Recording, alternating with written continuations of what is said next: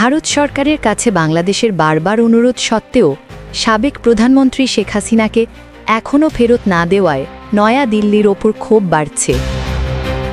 গত 15 মাস ধরে দুই দেশের সম্পর্কের মধ্যে যে টানাপোড়েন তৈরি হয়েছে, মানবতা বিরোধী অপরাধে হাসিনার মৃত্যুদণ্ডের রায় ঘোষণার পর তা নতুন উচ্চতায় পৌঁছতে পারে, এমনটাই বলছে আন্তর্জাতিক গণমাধ্যম আল জাজিরা। আল জাজিরার বিশ্লেষণে বলা হয়েছে, দীর্ঘ সময় ক্ষমতায় থাকার সময়ে হাসিনার আমলে হাজারো মানুষকে গুম ও বিচার বহির্ভূত হত্যার অভিযোগ রয়েছে। রাজনৈতিক প্রতিপক্ষদের কারাবন্দী করা ও নির্যাতন ছিল সাধারণ ঘটনা। রায় ঘোষণার পর ঢাকার পররাষ্ট্র মন্ত্রণালয় ভারতের বিরুদ্ধে আরও সরব হয়েছে। তারা জানিয়েছে, দুই দেশের প্রত্যর্পণ চুক্তি অনুযায়ী ভারতকে হাসিনাকে ফিরিয়ে দেওয়াই বাধ্যতামূলক, আর তাকে আশ্রয় দেওয়া একটি অবন্ধুসুলভ সিদ্ধান্ত।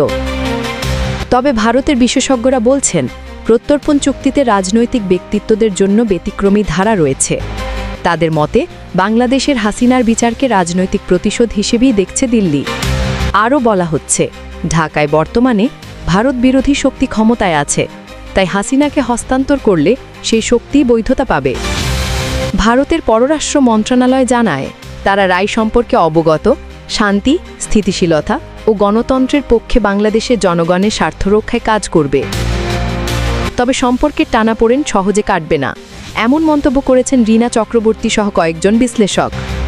ভারতীয় বিশেষজ্ঞদের আরেক অংশের বিশ্লেষণ, আগামী বছরে বাংলাদেশ নির্বাচন দুই দেশের সম্পর্কে নতুন অধ্যায় আনতে পারে। যদিও নির্বাচনে আওয়ামী লীগ অংশ নিতে পারছে না এবং বিএনপি সহ বড় দলগুলো ভারতের সমালোচক, ফলে যেই ক্ষমতায় আসুক ভারতের জন্য পরিস্থিতি সহজ হবে না। দক্ষিণ এশিয়া বিষয়ক বিশ্লেষক শ্রীরাধা দত্ত বলেন, ভারত সংকটে পড়েছে কারণ হাসিনা দীর্ঘদিন ভারতের ঘনিষ্ঠ মিত্র ছিলেন। তার মতে, আওয়ামী লীগ হয়তো ভবিষ্যতে আবারও রাজনীতিতে ফিরে আসতে পারে, কিন্তু বাস্তবতা হলো হাসিনার আর রাজনৈতিক ভবিষ্যৎ নেই বললেই চলে। তাই ভারতের উচিত অন্য রাজনৈতিক শক্তির সঙ্গে সম্পর্ক তৈরি করা। ক্ষমতাচ্যুত হয়ে পালিয়ে যাওয়ার সময় দিল্লিকে আশ্রয়স্থল হিসেবে বেছে নেন তিনি। পৌঁছানোর পর ভারতের জাতীয় নিরাপত্তা উপদেষ্টা অজিত ডোভাল তাকে গ্রহণ করেন। ভারতের সাবেক হাইকমিশনার পিনাক রঞ্জন চক্রবর্তী জানান, হাসিনাকে আমন্ত্রণ জানানো হয়নি, বরং তিনি প্রধানমন্ত্রী ছিলেন বলে স্বাভাবিকভাবেই তাকে আশ্রয় দেওয়া হয়েছিল। এখন প্রশ্ন, দণ্ডপ্রাপ্ত হাসিনা কি দেশে ফিরতে পারবেন? বিশেষজ্ঞদের মতে, ভারতের নৈতিক অবস্থান স্পষ্ট করা প্রয়োজন, কিন্তু তাকে ফেরত পাঠানো হলে তা হতে পারে গুরুতর রাজনৈতিক ঝুঁকি।